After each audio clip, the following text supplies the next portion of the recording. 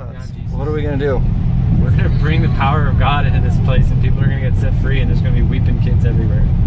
Hi, this is Alan with Life to the Fullest with Nate, and we just want to share some testimonies of what happened at the charter school. When we got there, we started worshiping, and we just jumped into worship, and it was really awesome because a lot of the girls were very receptive. They may not know the songs, but they started singing the song.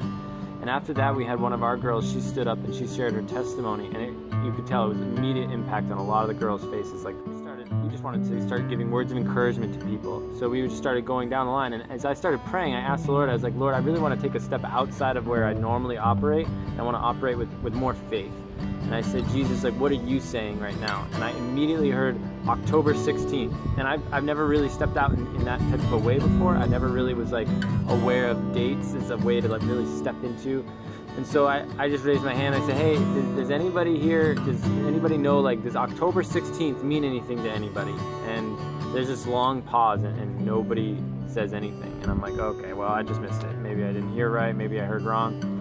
And so I'm about to just move on and go on to the next thing. And the teacher that invited us, she's basically the principal of the whole school, raises her hand, and she's got her one hand holding her phone, recording everything we're doing, and then her other hand's on her belly. And she goes, that's my due date.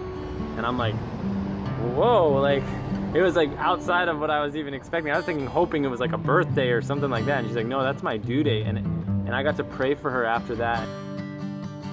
We're ones that really just lean into his presence. I mean, without Jesus, without the Holy Spirit, I don't want to do anything, like, without him. And so that's what we're doing. We're just leaning into him, and he does amazing things, and he shows up in miraculous ways. And there was one girl that got her ankles were completely healed, but I think the most miraculous healing that happened is this one girl with a lazy eye. It was a little off kilter, like when she'd look at you, and she's like, I'd like to have my eyes healed.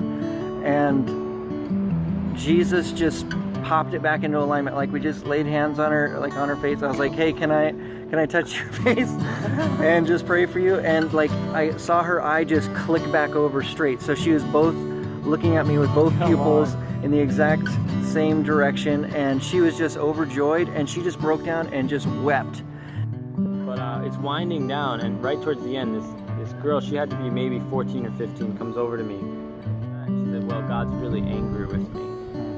And immediately I just felt my heart just kind of break. And I looked at her, and I just kind of sat her down, and I had a staff member come over, and we started talking. And as I started talking to her, the Holy Spirit made it very clear, like immediately. First thing right off the bat was he made it very clear that she was abused.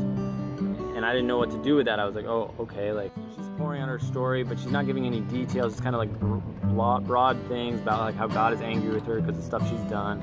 And I'm just like, I'm sitting there, and the Holy Spirit said that she was, and this was really rough for me to hear, because I'm like, I don't love getting these types of words, but he says like she was sexually abused, and she was raped. And I'm sitting there, and I'm like, oh man, like, Jesus, like, what do I do with that? And he says, well, first ask her if she knows me. Ask her if she's ever received me into her life. But like, I just have one question for you. Have you ever given your life to Jesus? And she looked at me, and she's like, I've tried so many times, but I can't seem to do it. And I was like, how about right now we do it together, like you and I, we give your life, we just give your life to Jesus. Yeah. And she looks at me, and she goes, okay, let's do it. And we start to just go for it. And she gives her life to Jesus right on the spot. We lead her through this prayer.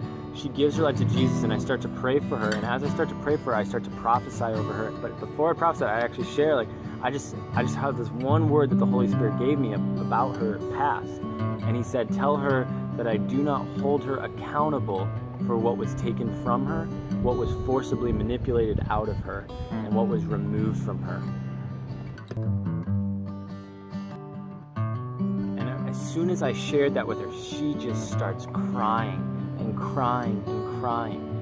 And she takes her shirt, and she goes like this. She's just like hiding in her shirt, 'cause she's just weeping, and like the tears are like starting to pool up on her shirt.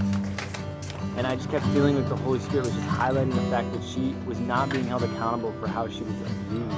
And I felt like the Lord just wanted her to know that he doesn't view her any differently. Like, he still sees her as this beautiful, innocent. And I told her that her innocence is still intact in him, and that he's kept her innocence safe. And she's just weeping and weeping. She's like this.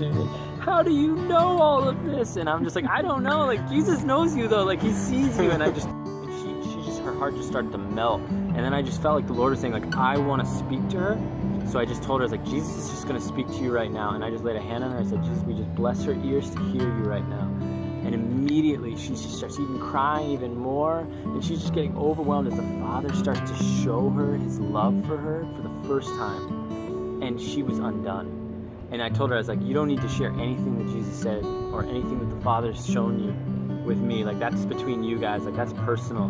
But I just want you to know, like, do you feel like God is angry with you? And she's like, no, he loves me so much. Like, and she was just totally undone by the love of Jesus. And I just really want to encourage, like, anyone that's watching this, that if you've ever felt like there's a point in your life where you felt like the Lord's anger or his wrath was still upon you, I just want to just remove that lie from you and tell you right now that Jesus has fulfilled all of the wrath of God on the cross. He's taken every last bit of it. He didn't leave a little bit off just for you. No, he took it all upon himself.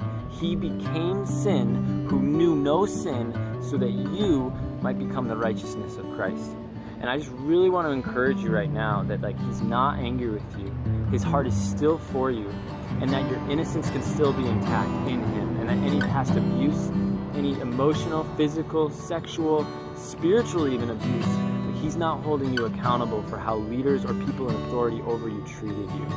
He's holding them accountable for that. And his heart is still towards you. His heart is so wrapped up around you, and I just want to bless you. So Jesus, we just bless anyone that's listening to this right now, that they would be filled right now, in Jesus' name, right now, filled with your presence of peace, and that their past would be sealed right now in your blood, Jesus. And there's nothing that can go and pull something out of their past. All accusations of the enemy fall to the wayside right now in the name of Jesus. And we bless them as they listen to this in Jesus' name. Yes, so good.